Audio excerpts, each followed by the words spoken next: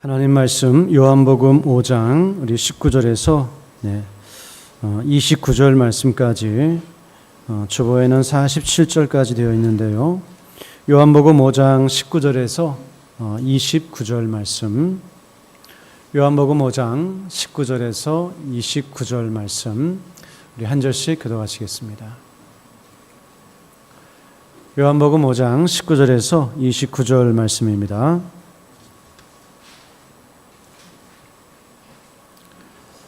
우리 뒤에도 마이크 잘 들리시나요? 네, 우리 한 절씩 교독하시겠습니다. 그러므로 예수께서 그들에게 이르시되 내가 진실로 진실로 너희에게 이르노니 아들이 아버지께서 하시는 일을 보지 않고는 아무것도 스스로 할 수 없나니 아버지께서 행하시는 그것을 아들도 그와 같이 행하느니라.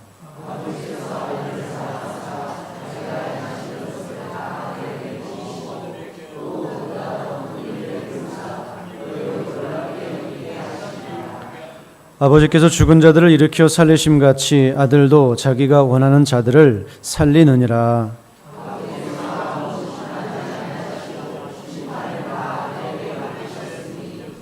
이는 모든 사람으로 아버지를 공경하는 것 같이 아들을 공경하게 하려 하심이라. 아들을 공경하지 아니하는 자는 그를 보내신 아버지도 공경하지 아니하느니라.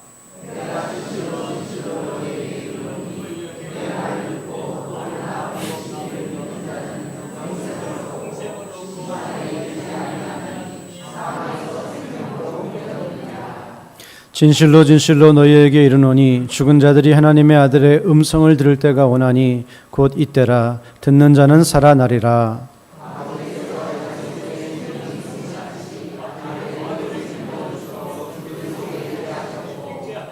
또 인자됨으로 말미암아 심판하는 권한을 주셨느니라.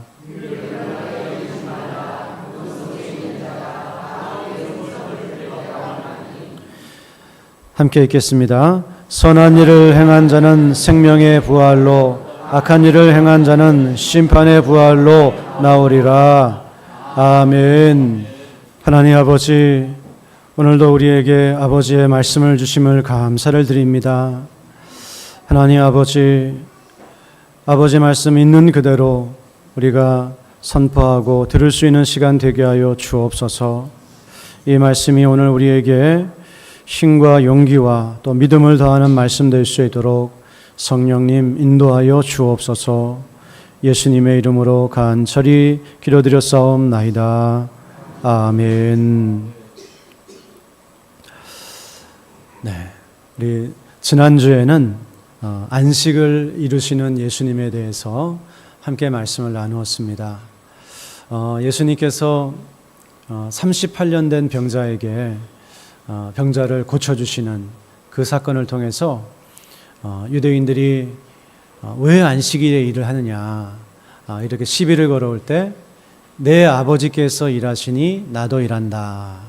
그래서 이제 하나님은 천지를 창조하시고 안식하셨지만 우리가 안식을 잃어버렸기 때문에 우리에게 다시 진정한 안식을 주시기 위해서 그 구원 사역을 하고 계시고 이 일에 예수님께서도 함께 하고 계시다. 이런 말씀을 주셨습니다. 그런데 이런 안식일 문제뿐만 아니라 사실은 유대인들을 더 경노하게 만들었던 것은 예수님께서 하나님을 가리켜서 내 아버지다. 이렇게 이제 불렀다고 하는 것입니다. 이것은 유대인들에게 굉장히 충격적인 그런 일이었죠. 이거를 신성모독으로 또 자기를 하나님과 또 같은 그런 본질의 분으로 그렇게 이야기하는 것으로 유대인들은 이해하고 그러니까 예수님의 의도를 정확하게 간파를 한 거죠. 그리고 그들이 이제는 예수님을 죽이려고 하는 그런 마음을 가지게 되었습니다. 그래서 오늘 5장 18절 말씀을 보시게 되면요. 유대인들이 이로 말미암아 더욱 예수를 죽이고자 하니 이는 안식일을 범할 뿐 아니라 하나님을 자기의 친아버지라 하여 자기를 하나님과 동등으로 삼으심이러라. 예수님께서 자신이 누구이신지를 어느 정도 여기서 드러내신 거예요. 그랬더니 유대인들이 아주 경노하면서 어느 정도까지 격려했다고요?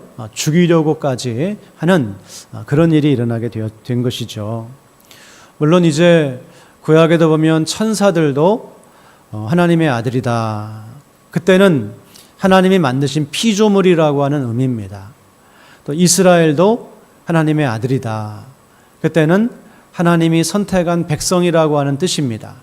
그러나 예수님이 자신을 하나님의 아들이다라고 할 때는 요한복음 1장이 말씀하는 것처럼 하나님의 독생하신 아들, 독생하신 하나님, 저와 제 아들이 인간으로서의 본질이 같은 것처럼 예수님도 하나님과 그런 신으로서의 본질이 같은 그런 아들로서 예수님께서 말씀을 하신 것이죠.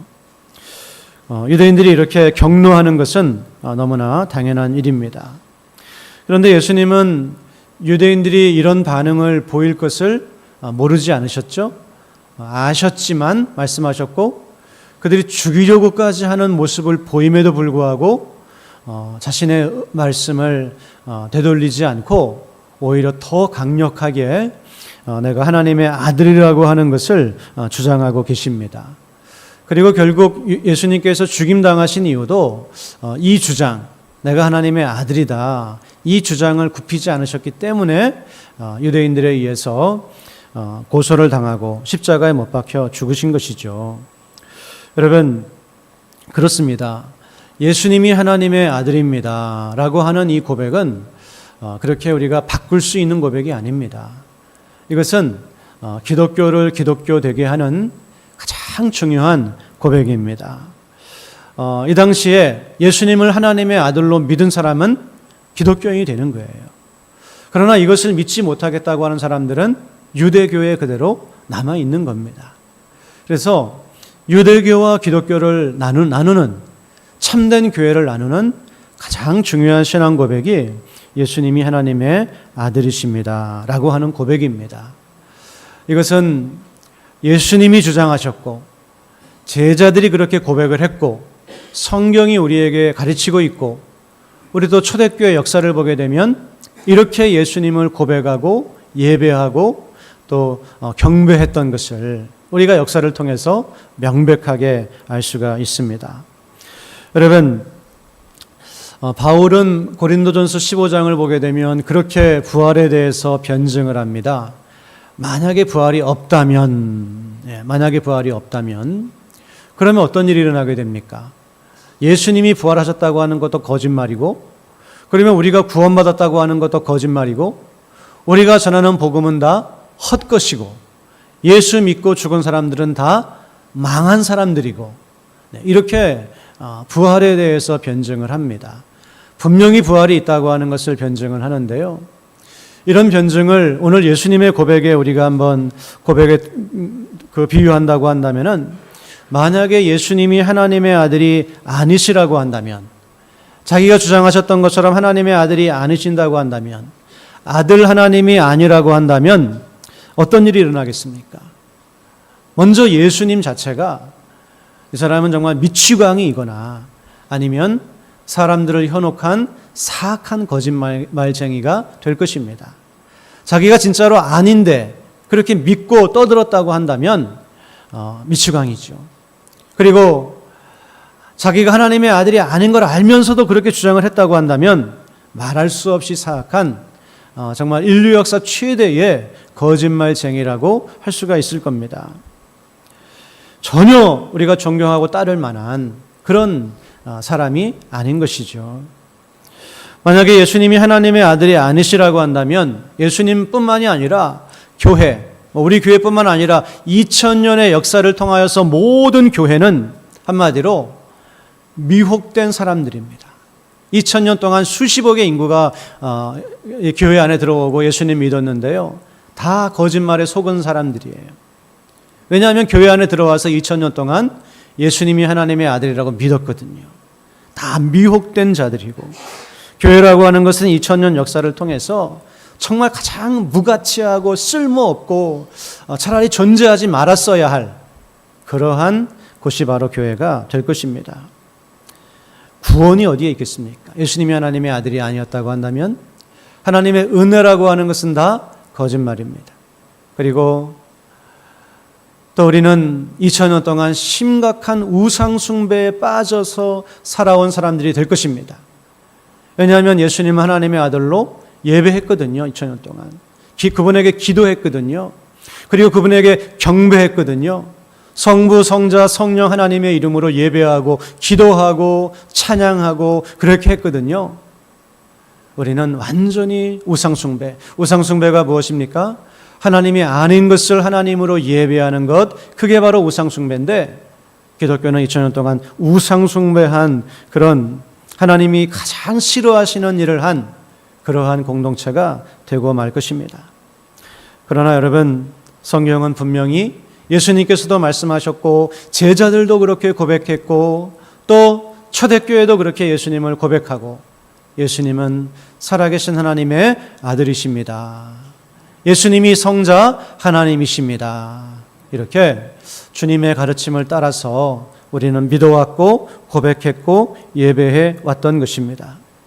빌립보서 2장 6절에서 8절 말씀을 보게 되면, 그는 근본 하나님의 본체시나 하나님과 동등됨을 취할 것으로 여기지 아니하시고 오히려 자기를 비워 종의 형체를 가지사 사람들과 같이 되셨고 사람의 모양으로 나타나사 자기를 낮추시고 죽기까지 복종하셨으니 그 십자가에 죽으심이라.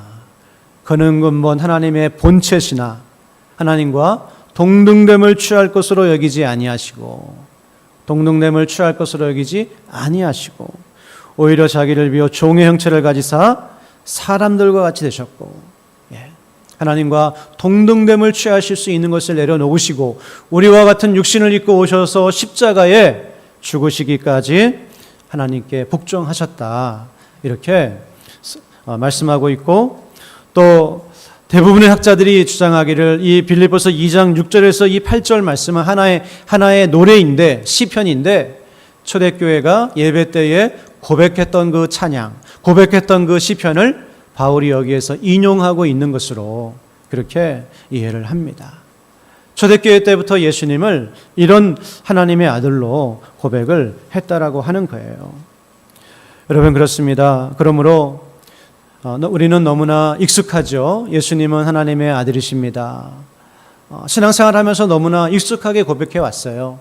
하지만 이 고백이 얼마나 중요한 고백인지, 그리고 이 고백이야말로 우리 기독교를 기독교 되게 하는 고백인지 분명하게 좀 우리가 느끼고 깨달으면서 그렇게 고백하시기를 주님의 이름으로 부탁을 드립니다. 우리는 이 예수님 하나님의 아들이십니다, 이 신앙 고백만 잘해도 놀라운 그런 신앙의 변화가 일어날 수 있다라고 하는 거예요. 그러나 이 고백이 형식화되고 습관화되면 우리의 신앙도 힘을 잃어버릴 수밖에 없습니다. 우리 기독교 역사를 보게 되면 예수님은 하나님의 아들입니다. 예수님은 성자 하나님이십니다.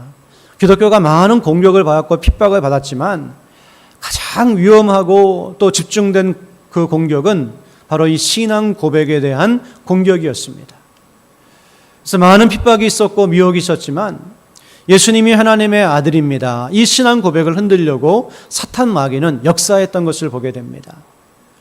대표적으로 3세기 정도에, 우리 3세기면은 예수님 가시고 한 250년 정도 지나고 났을 때, 승천하시고 250년 정도 지나고 났을 때 아리우스라고 하는 그런 사람이 새로운 주장을 하기를 시작했어요.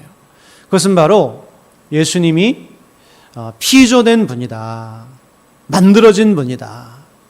그래서 예수님이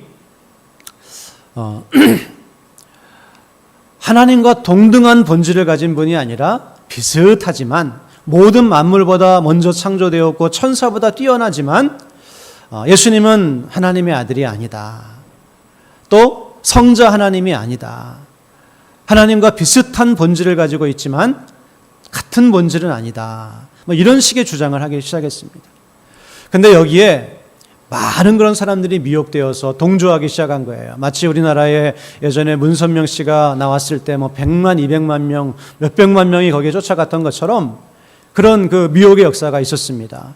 그래서 우리 기독교 역사에서 아주 유명한 니케아 공의회, 니케아라고 하는 회의가 열려서 모든 그런 기독교 세계의 종교 지도자들이 모여가지고 이 문제를 가지고 토의하고 토론하고 투표를 했어요.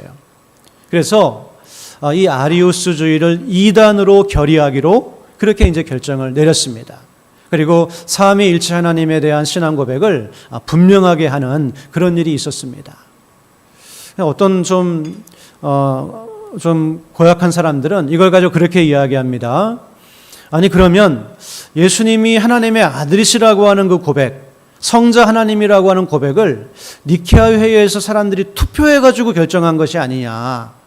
그럼 만약에 이쪽이 이겼다고 한다면 또 우리가 반대로 믿고 있을 수도 있지 않느냐. 이거는 사람들이 투표해서 결정한 게 아니냐. 뭐 이런 식의 얘기를 하는 거예요. 그러나 그거는 상당히 좀 오해죠. 처음부터 초대교회 때부터 예수님을 성자 하나님으로 믿었던 거예요. 고백했던 거예요. 그런데 이런 이단들이 막 저거 하니까 이제 모여서 회의를 하고 투표를 통해서 이단으로 그렇게 한 것이지, 결정을 한 것이지, 이게 처음부터 우리가 믿었던 것이지 투표를 통해서 오늘부터 믿기로 했다. 그런 건가요? 그것이 아니라는 거예요. 예를 들어 말씀드리면 캘리포니아 주에 그 판사를, 종신직 판사를 임명하는데 이 판사가 아주 그 차별금지법 뭐 이런 거에 심취한 사람이어가지고, 예를 들면 그래요. 어떤 그 연쇄 성폭행범이 있습니다. 근데 연쇄 성폭행범이 주장하는 거예요. 나는 여자다.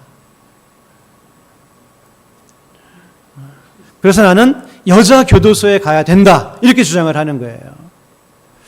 실제로 여자 교도소에 보냈어요, 이 사람을. 남자인데, 신체적으로 남자인데. 그래서 이 사람이 임시직 판사에서 종신직 판사가 되는데 이게 문제가 돼서 이런 사람을 우리가 종신직 판사로 세울 수 있느냐 투표를 한 거예요. 21명이 투표했는데 놀랍게도 미국 사회가 이만큼 영적으로 지금 혼탁해진 거예요. 21명 중에 10명은 이 사람이 내린 결정이 문제가 없다, 잘했다 해가지고 10명은 찬성하고 11명은 이런 결정을 하는 사람이 종신직 판사가 될 수 없다. 그래가지고 11명이 반대해가지고 판사가 안 됐습니다. 여러분, 그러면 이거 투표를 결정했기 때문에 한 사람이 더 이 사람을 좋게 투표했다고 한다면 이런 그 남자가 신체적으로 남자인데 여자라고 주장한다 그래가지고 여자 교도소로 보내는 이게 진리가 되는 건가요, 이게? 무슨 얘기인지 이해가 안 되세요? 말이 안 되는 거죠. 투표가 예를 들어서 20명이 다 찬성을 했다고 하더라도 이거는 진리가 아닌 거예요. 그것처럼 물론 니케아 종교회의 때 그런 투표하는 것이 있었지만 그 투표가 결정한 것이 아니라 이미 초대교회 때부터 예수님은 하나님의 아들이십니다. 성자 하나님이십니다. 하나님과 동일한 본질을 가지고 계신 분이십니다. 이런 이제 믿음을 가졌던 것을 이단들이 그렇게 날뛰니까 확증을 한 것이죠.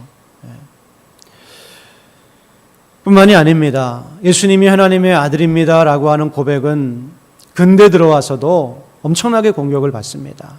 누구에게 받는가 하면은 자유주의 신학자들에 의해서 이 자유주의 신학자들이 예수가 무슨 하나님의 아들이냐, 위대한 그런 선생이고 개혁가고 사상가다, 그렇게 공격을 했어요. 결국은 오늘날 유럽 교회가, 영국 교회가, 독일 교회가 이렇게 다 정말 썰렁하게 되어버린 이유가 예수님 하나님의 아들입니다, 이 고백을 잃어버렸기 때문에, 자유주의 신학자들에 의해서 공격을 당해서 무너졌기 때문에 오늘 그 유럽의 교회가 이렇게 되어버리고 만 거예요. 뿐만이 아닙니다. 오늘날도 우리 한국의 이단들을 보게 되면 그 이단들도 다 예수님 믿고 구원받는다 그래요. 예수님이 우리 죄를 위해 죽었다 그러고 또 우리하고 비슷하게 믿는 것처럼 보입니다. 그러나 신천지, 정명석, 통일교 들어가 보면 그들이 믿는 예수님은 우리가 초대교회 때부터 믿었던 예수가 아니에요. 그들이 우리처럼 예수님을 하나님과 동일한 하나님의 성자 하나님으로 믿는 것이 아니라고 하는 거예요. 특별한 인간 예수로 믿는 것이지. 그래서 그런 미혹에 빠지게 되면 어떻습니까? 예수님을 믿는 것처럼 자기는 생각하지만 잘못된 구원관을 가질 수밖에 없고 잘못된 그런 믿음을 가질 수밖에 없다라고 하는 거예요. 그러므로 여러분, 예수님은 하나님의 아들입니다. 오늘 이 예수님의 말씀은 정말 교회가 서고 무너지는, 또 우리의 믿음이 서고 무너지는 너무나 중요한 그런 진리라고 하는 것입니다. 베드로가 주는 그리스도시요 살아계신 하나님의 아들입니다. 그때 예수님께서 이 신앙 고백 위에 내 교회를 세운다고 말씀하지 않으셨습니까? 예수님은 하나님의 아들이십니다. 이 고백 위에 주님의 교회를 세우신다는 거예요. 우리 사랑하는 낙원의 성도 여러분, 정말 오늘도 우리가 예수님 하나님의 아들로 고백하며 이 자리에 예배합니다. 하지만 그 고백이 진정으로 어떤 의미를 가지는지 깊이 깨닫고 믿음으로 고백할 수 있는 여러분과 제가 다 될 수 있기를 주님의 이름으로 간절히 축원합니다. 다른 건 흔들려도 이게 흔들리면 안 되는 거예요. 이게 흔들리면 우리는 망하는 거예요. 그런데 예수님께서 이제 오늘 본문 말씀을 통해서 이 말씀을 하시면서 유대인들은 죽이려고 하는 저기를 드러내지만 아랑곳하지 않고 이 말씀을 계속해서 예수님은 하고 계십니다. 어떤 말씀을 하고 계시나요? 우리 19절 말씀을 더 보시게 되면 예수님과 하나님이 어떤 아버지와 아들과의 관계인지를 말씀하고 계시는데요. 그러므로 예수께서 그들에게 이르시되 내가 진실로 진실로 너희에게 이르노니 아들이 아버지께서 하시는 일을 보지 않고는 아무것도 스스로 할 수 없나니 아버지께서 행하시는 그것을 아들도 그와 같이 행하느니라. 아버지께서 아들을 사랑하사 자기가 행하시는 것을 다 아들에게 보이시고 또 그보다 더 큰 일을 보이사 너희로 놀랍게 여기게 하시리라. 네, 아멘. 네, 지금 예수님께서 하시는 말씀은 어떤 말씀인가요? 예수님께서 지금 하시고 있는 일은 그냥 자기 마음대로 하시는 일이 아니라고 하는 겁니다. 아버지께서 하시는 일을 그대로 보고 예수님도 행하시고 있다라는 거예요.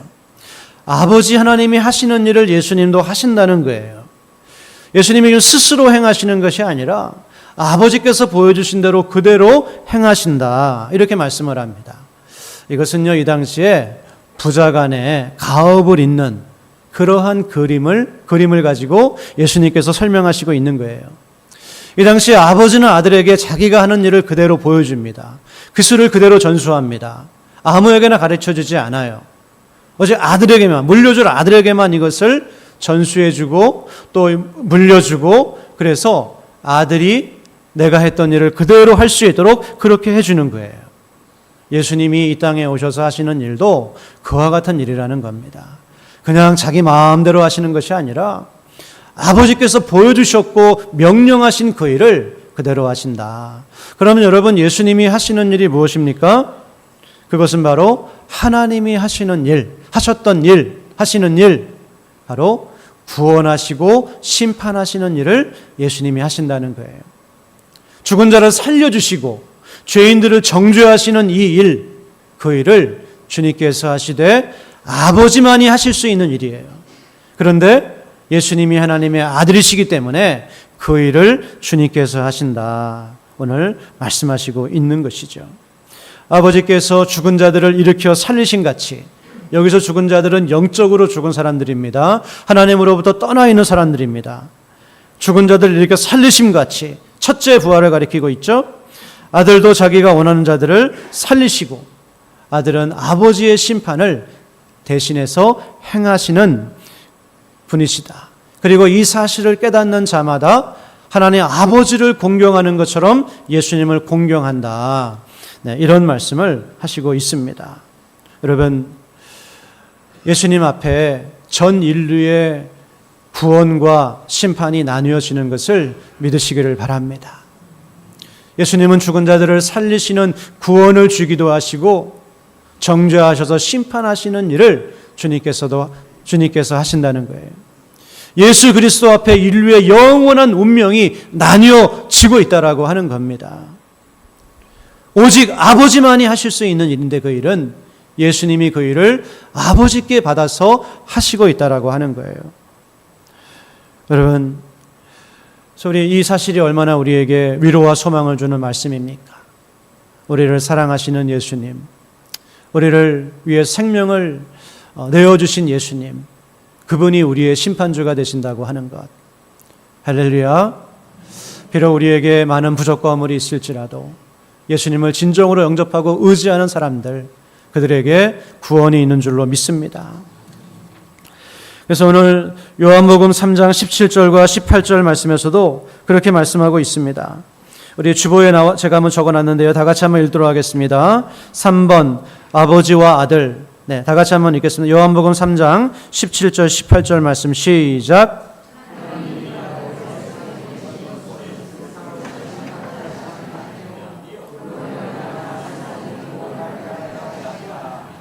그를 믿는 자는 심판을 받지 아니하는 것이요 믿지 아니하는 자는 하나님의 독생자의 이름을 믿지 아니하므로 벌써 심판을 받을 것이니라. 아멘. 아멘. 그렇습니다. 구원을 주시고 심판하시는 일을 하시는데 우리가 여기서 기억해야 될 중요한 사실이 있습니다. 우리는 심판하면 뭘 생각하냐면 예수님께서 이 땅에 다시 오실 때 있을 최후의 심판에 대해서 먼저 생각을 합니다. 그러나 성경을 보면 그렇지 않아요. 이미 구원과 심판은 이 땅에 예수님을 통해서 시작이 되었습니다. 그리고 지금 진행 중에 있습니다. 지금도 생명을 얻는 자와 정죄를, 여기 심판받는다고 하는 건 정죄를 당한다는 뜻인데요. 생명을 얻는 사람과 정죄를 당하는 사람이 지금도 나뉘어지고 있습니다. 그래서 오늘 본문의 5장 24절 말씀 보시게 되면 24절 말씀, 내가 진실로 진실로 너희에게 이르노니 내 말을 듣고 또 나 보내신 이를 믿는 자는 영생을 얻었고, 이미 생명을 얻는 거예요. 심판에 이르지 아니하나니 사망에서 생명으로 옮겼느니라. 진실로 진실로 너희에게 이르노니 죽은 자들이 하나님의 아들의 음성을 들을 때가 오나니 곧 이때라. 듣는 자는 살아나리라. 네. 벌써 이때라, 2000년 전이죠. 예수님 때에 주님의 말씀을 듣고 살아나는 사람들, 구원받는 사람들, 또 믿지 아니함으로 벌써 심판을 받는 사람들, 이렇게 나뉘어지게 되는 거예요. 그러므로 이 세상 마지막 때에 예수님께서 재림하셔서 베푸실 그 심판은 그때 가서 처음 시작되는 것이 아니에요. 이미 심판이 시작되었고 그때 가서 완성이 되는 심판, 그것이 바로 최후의 심판이라고 하는 것입니다. 그 최후의 심판은 어떻게 일어납니까? 우리 28절 29절 말씀, 28절 29절 말씀, 이를 놀랍게 여기지 말라. 무덤 속에 있는 자가 다 그의 음성을 들을 때가 오나니 선한 일을 행한 자는 생명의 부활로 악한 일을 행한 자는 심판의 부활로 나오리라. 네, 그 심판은 시작되었고 또 26절 27절 말씀을 보면 아버지께서 이 심판과 구원을 예수님에게 다 주셨어요. 그래서 그 일을 하고 계십니다. 그리고 그 일이 이루어지는데 언제 이루어지는가? 28절 29절 말씀에 들을 때가 오나니, 이건 미래 일이죠. 예수님이 재림하시는 미래 일이에요.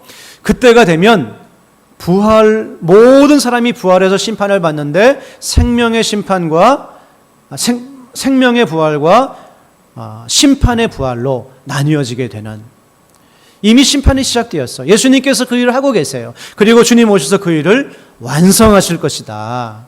예수님께서 이 말씀을 지금 하시고 있는 거예요. 여러분, 그래서 우리는 이미 구원을 받은 사람들인 줄로 믿습니다.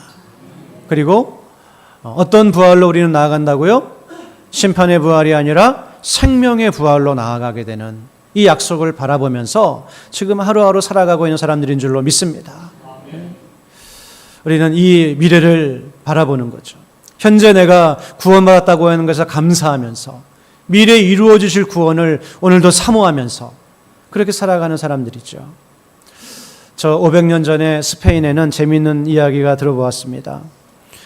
그 당시에는 스페인이 유럽을 다 점령을 하고 최강의 나라였어요. 지중해를 다 장악하고 다스렸는데요. 그 스페인의 동전에는 지브롤터 해협이 그려져 있었다고 합니다. 지브롤터 해협을 넘어가면 지중해 세계를 벗어나서 아시아로 가는 거예요. 근데 그 지브롤터 해협을 그려놓고 재밌는 글을 써놨는데 저 너머에는 없다. 저 너머에는 없다. 지브랄터 해협 너머에는 없다. 무슨 말입니까? 자기들이 살아가고 있는 세계를 전부로 본 거예요. 그래서 넘어가면 뭐 있겠어? 이런 문명이 있겠어? 뭐 땅이 있겠어? 이렇게 생각을 한 거예요. 나중에 콜럼버스가 진짜 넘어갔습니다. 넘어갔더니 아메리카 대륙이라고 하는 엄청난 그런 대륙이 있고 신세계가 있는 거예요. 이 사실이 전달되어서 그 동전에 있는 글을 바꿨습니다. 저 너머에도 있다. 저 너머에는 없다 생각했는데 알고 보니까 저 너머에도 엄청난 세계가 있는 거예요. 사랑하는 여러분, 지금 얼마나 많은 사람들이 우리 인생 너머에 아무것도 없다고 생각하면서 살아가고 있습니까? 뭐 영원한 세계가 있겠어? 하나님이 진짜 있겠어? 그런데 있다는 거예요. 성경 말씀은 우리의 이 인간의 이 적은 이성으로 어리석은 생각을 하지 말고 하나님의 말씀을 듣고 이 세상 너머에 영원한 세상이 있고 우리가 그 영원한 세상에 들어가게 될 때 가장 먼저 우리의 구원과 심판을 결정하시는 예수님을 만나게 될 것이라고 하는 이 사실을 믿으라고 오늘 주님은 우리에게 말씀하고 계십니다. 저런 믿음의 눈으로 저 영원한 세계를 바라보는 여러분들 다 되시기를 주님의 이름으로 간절히 축원합니다. 그런데 우리 가운데는 이 문제가 예수님이 그냥 뭐 선지자 정도라고 하면 쉽게 믿겠어요. 그리고 좋은 랍비라고 하면 그냥 믿겠어요. 근데 창조주 하나님의 아들이 사람의 육신을 입고 이 땅에 오셨다. 이거 곰곰이 생각하면 믿고 있는 우리가 사실은 정상이 아니에요. 어떻게 이 사실을 믿을 수가 있습니까? 창조주가 우리를 위해 십자가에 죽기 위해서 이 땅에 오셨다? 이거는 사람이 믿을 수 있는 것이 아니에요. 그래서 이것을 고백한 베드로에게도 바요나 시몬아 내가 복이 있다. 이것을 너에게 깨닫게 한 분은 혈육이 아니고 하늘에 계신 너의 아버지다. 이렇게 예수님께서 말씀하셨어요. 그리고 성령으로 아니하고는 누구든지 예수를 주로 고백할 수 없다. 이렇게 말씀하셨어요.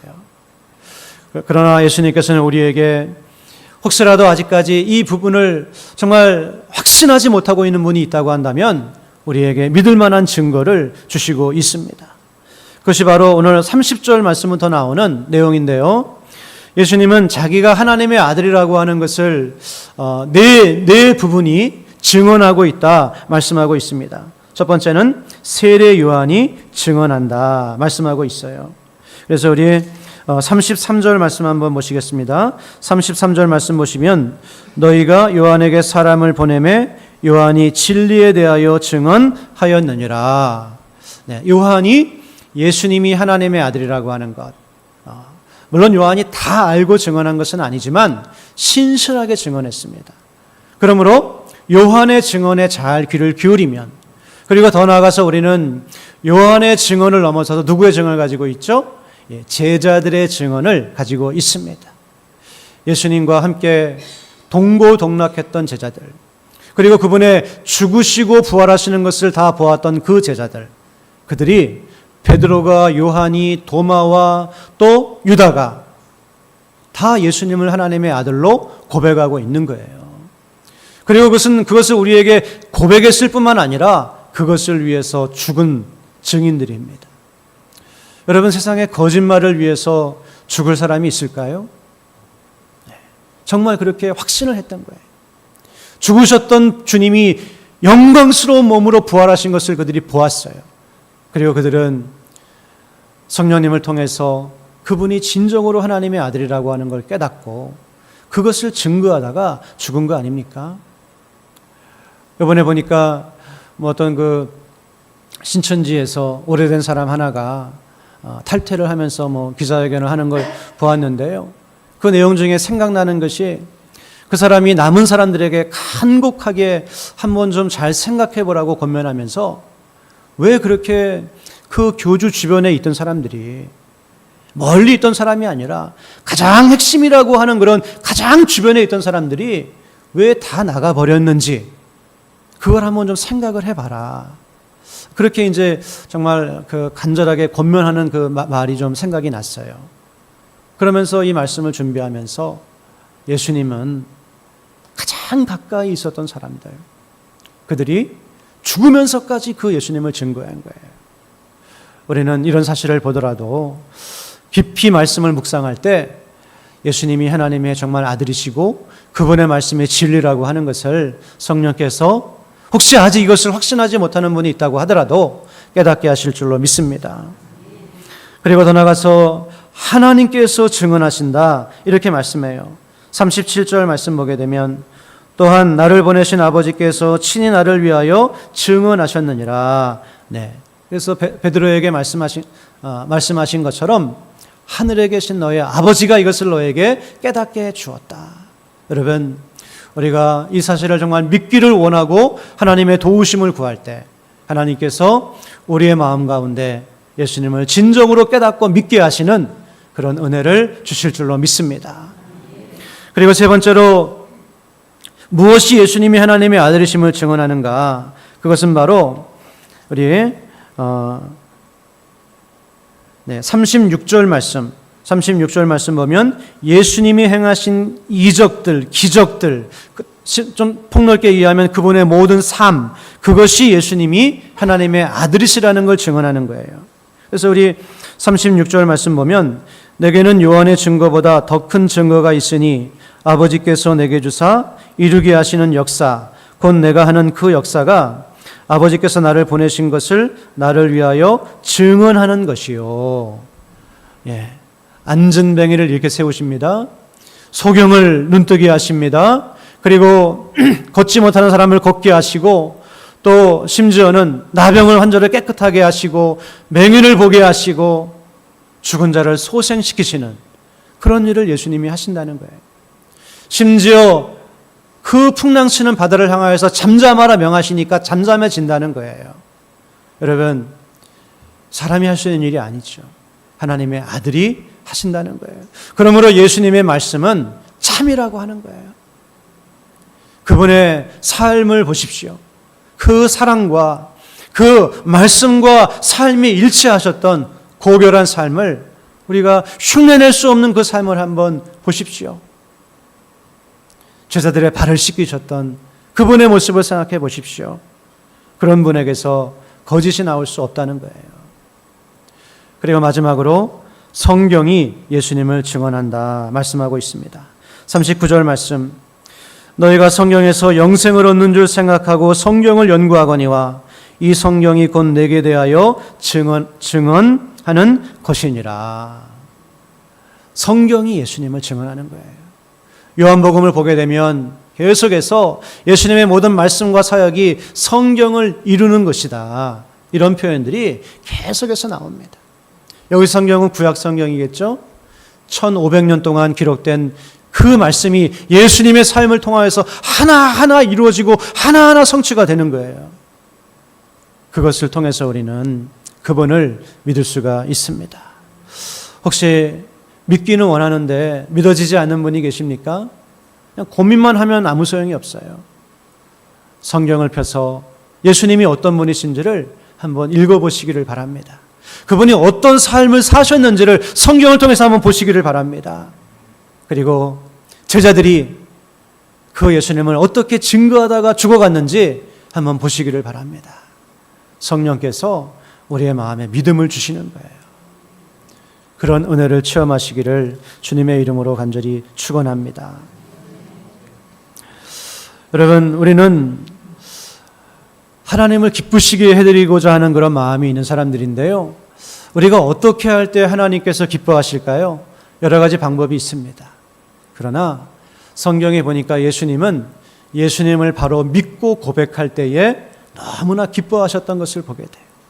베드로가 신앙을 고백할 때 예수님은 너무나 기뻐하셨습니다. 그리고 사람들이 자신을 오해할 때 너무나 안타까워하셨습니다. 자신에 대해서 말씀하셨는데도 깨닫지 못할 때 안타까워하셨습니다.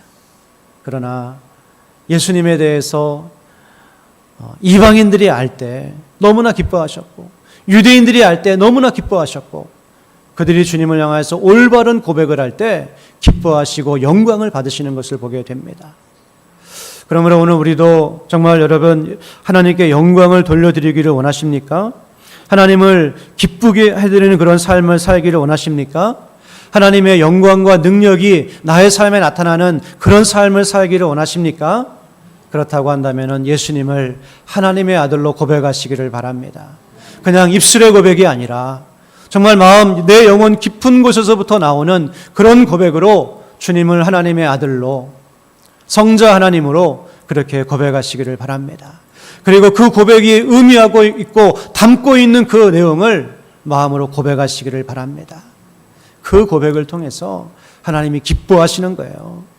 그리고 하나님의 영광이 나타나는 겁니다. 그리고 우리의 삶에도 바른 신앙 고백을 할 때 우리의 신앙이 살아나는 그런 것을 경험할 수가 있고, 우리의 삶 속에서 믿음과 담대함을 가지고 이 땅을 살아갈 수 있는 그런 능력을 우리의 신앙 고백을 하면서 내가 얻는 것을 우리는 경험하게 됩니다. 우리 이 시간 옆에 있는 분들하고 다시 한번 축복하시면서 고백하겠습니다. 예수는 하나님의, 살아계신 하나님의 아들이십니다. 네, 정말 그렇게 믿으십니까? 네, 이 믿음으로 오늘도 승리하시기를 주님의 이름으로 간절히 축원합니다. 아버지 하나님, 오늘 예수님에 대해서 우리가 말씀을 나누었습니다. 우리의 심판주이시며 구원자이신 예수님을 알고 우리가 올바른 신앙 고백을 하게 하심을 감사를 드립니다. 정말 두렵고 떨리는 것은 나는 주님을 안다고 생각했지만 마지막 날에 주님 나를 모르신다 말씀하시는 그런 일이 많이 있을 것이라고 주님 일찍이 말씀하셨습니다.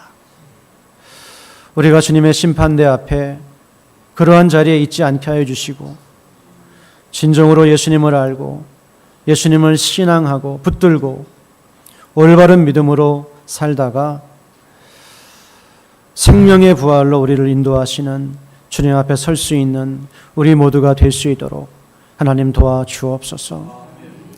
이 땅을 살아가며 주님을 살아계신 하나님의 아들로 고백할 때마다 우리의 심령이 뜨거워지게 하여 주시고 성령으로 충만하게 하여 주시고 예수의 이름의 권세와 능력으로 이 땅을 살아갈 수 있는 우리 모두가 되게 하여 주옵소서. 예수님의 이름으로 간절히 기도드렸사옵나이다. 아멘.